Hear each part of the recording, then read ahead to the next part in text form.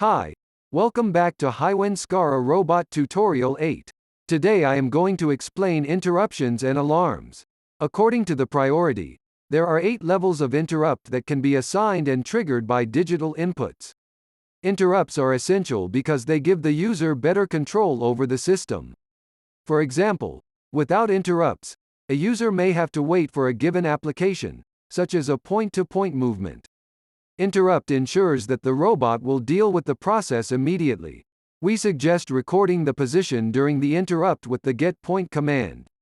Then, the robot can go back to the recorded point before resuming the main sequence.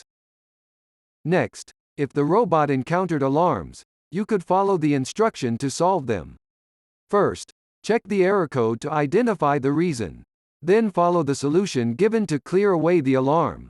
If you are using a PLC, you can define a digital input at the robot to clear away the error.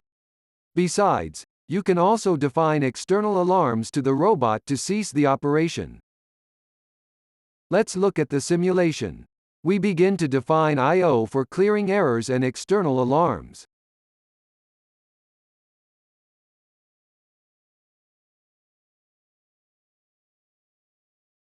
Save it before start the logic.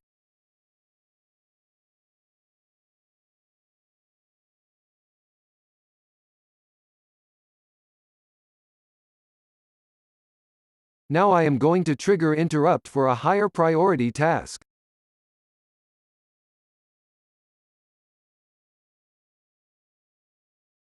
After completion, it will resume back the main operation.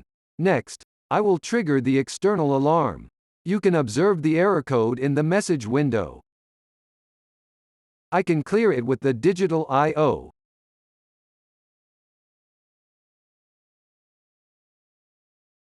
You can download the program code in the description below. I hope you learned something. Thanks for watching. See you next time.